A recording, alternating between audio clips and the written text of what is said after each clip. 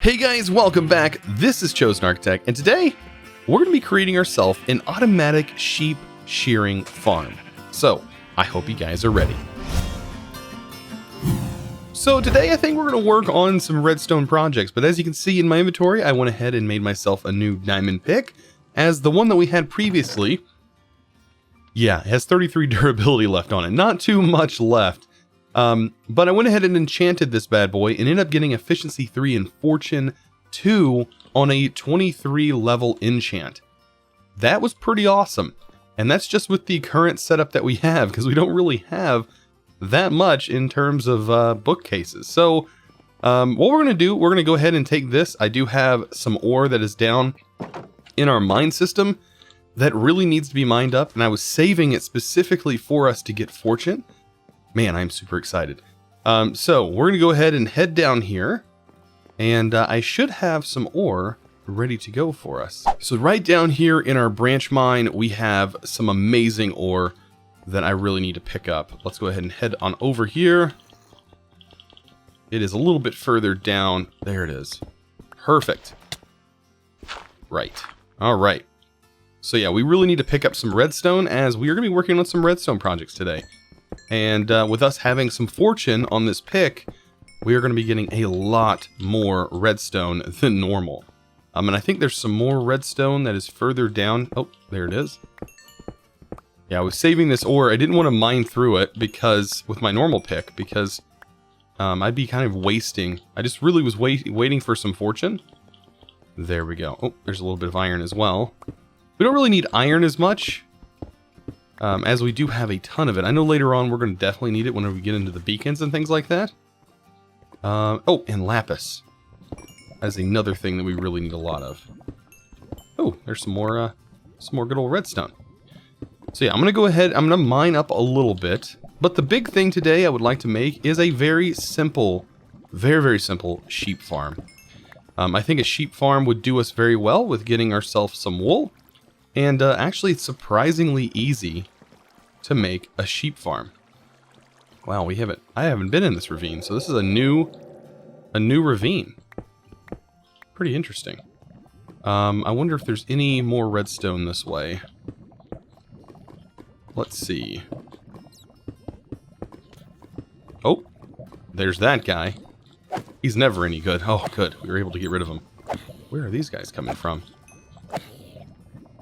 Hopefully there's not a zombie spawner up there. Alright, so we have more lapis. I'm not seeing too much. I see that redstone there, but it's pretty risky to go after that redstone. Pretty risky to be in here in general. Alright, so we have a little bit more on the other side as well. So I'm going to go ahead and pick that up, and we'll be on our way. So over here on this side, we do have some more redstone. So let's go ahead and pick that up. There we go. Perfect. Alright, so I think we're going to have enough redstone for us to get through today's video. I am super excited for today's video, guys. Ooh, we better pick up some more coal as well. Now that we have fortune, we can get a lot more coal when we mine just a single coal block. Perfect. I would get that lapis, but not that important. Alright, so let's go ahead and get that sheep farm started. So with all the mining out of the way, we can start working on our sheep farm. And we have the perfect building for a sheep farm. And at least it's going to be, a normal white wool sheep farm to get started. This is going to help us out a lot later on. So, what we need is a nice little grass path area, right? And we're going to be utilizing an observer for this. So a little bit more redstone. This is some very simple redstone, by the way. So what this observer is going to do is it's going to detect when this changes from a dirt block into a grass block. You can see that redstone signal pulsing there, and that is showing that this redstone signal is this block is being updated. And that's exactly what the observer is used for. So we're going to be utilizing this for our build today. And what we need is to set up a dispenser right here with some shears in it that is going to automatically shear our sheep. So if a sheep is right in front of this block, and we have an observer here. Let's see, we can place, I believe, a block there. And if we were to update this, you can see that with that update, it it actually ticks, and it's trying to use the shears, but there's nothing in there in its way to utilize the shears.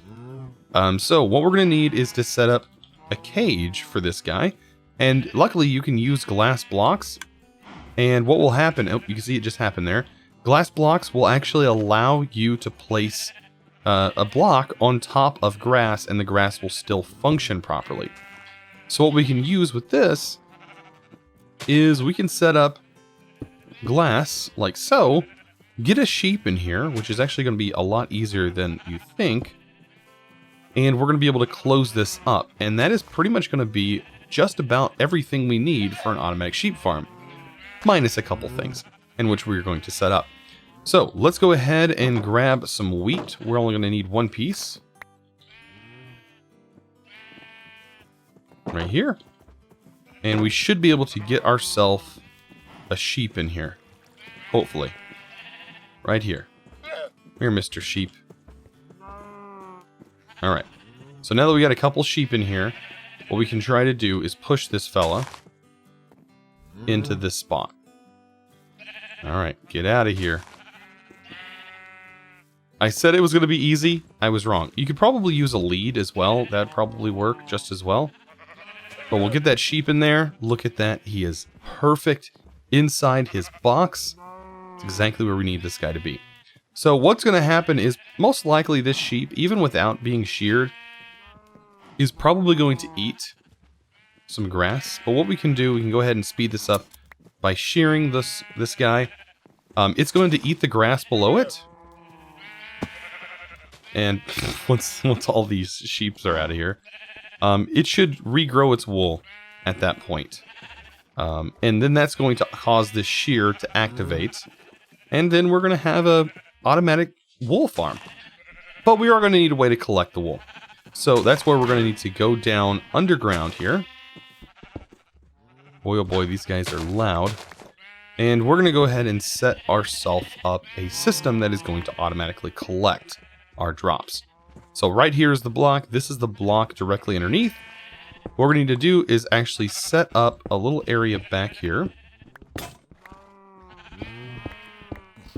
It's going to make it a little easier for us to place our blocks. Alright, so I'm going to go ahead and place a hopper here, and a hopper connected to that one. Then I can remove that. I can place a rail directly on here. And then what I'm going to do is place a hopper minecart right here, and that's going to collect the items that drop onto this block. And it's automatically going to go inside here. So, for example, if I was to throw this white wool in here, hopefully I can get it to throw in there. Throw that in there, it's going to automatically get picked up and end up inside the hopper down below. Very, very simple. So once you get your hopper placed, we're going to make a setup that looks very similar to this right here. So what we're going to use is we're going to use a couple of droppers, and these droppers are going to insert items into our chest. Now, I was over here sort of testing this a little bit, and the way that this one is going to work is if we put 2 dirt in here, it's going to leave 1 dirt always in the top dropper. And everything else is going to get placed in here. But this is a very quiet setup. So what we can do is place our wool in here. As you can see, it's going to be very, very silent. It's not going to make any noise. And it's going to place all but the 1 item left. So there's always going to be 1 wool in that top one. But I believe this should be sufficient enough to work. And then we're also going to talk about how to set up this redstone clock down here for all of this stuff. So it should be very simple, very straightforward to set this up. All we need now is a couple hoppers, which we have. We're going to drop down here. And this is where our design is going to start. So we're going to use droppers, not dispensers, to do this. Because our dispenser, remember, we're using a dispenser for our shears.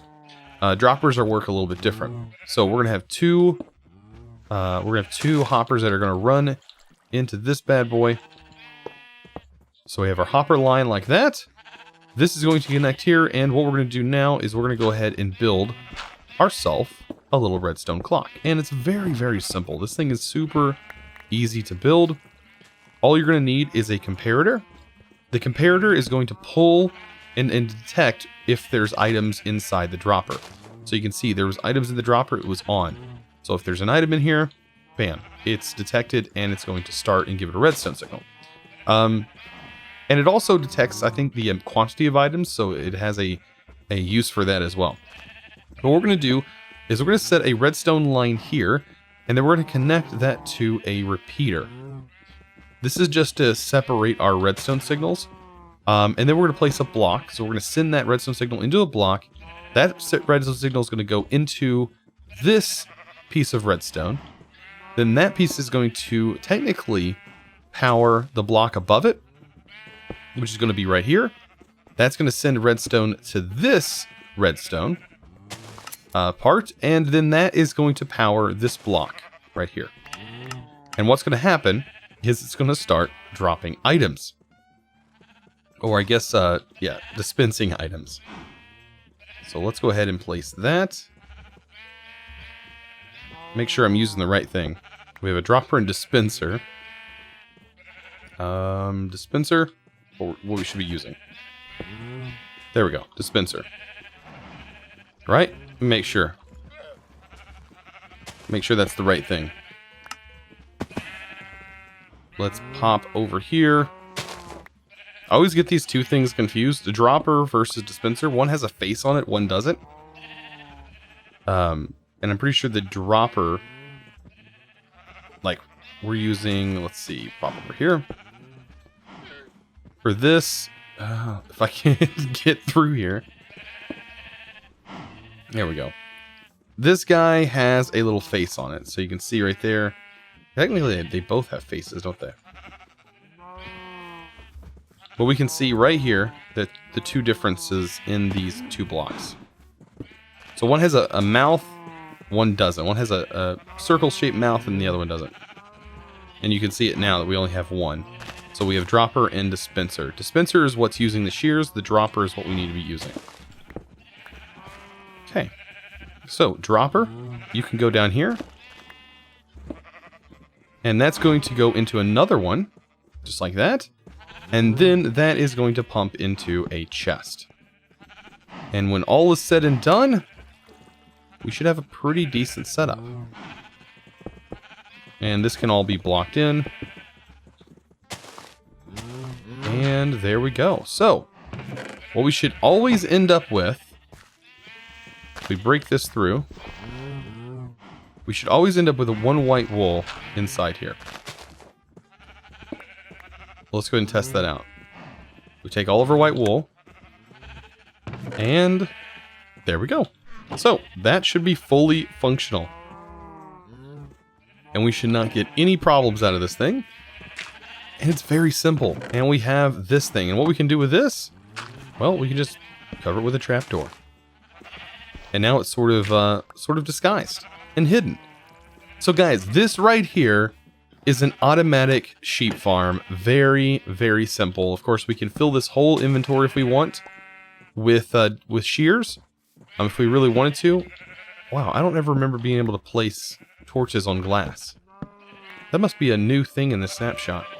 Anyways, this right here is going to automatically shear. We're going to get all of our white wool built up in here. Guys, this is an awesome redstone build. I hope you guys enjoyed these, or I hope you guys are enjoying these episodes. I hope you guys are learning a little bit about redstone along with me, as we, of course, you know, kind of have fun with this Let's Play. Guys, I'm really, really, really having fun. I hope you guys are enjoying it too. I will see you guys in the next episode. Guys, if you haven't subscribed already, I highly recommend doing so. Also, clicking that little bell icon so you guys can be notified when I do post videos. Guys, I'll see you in the next one. As always, thanks for watching.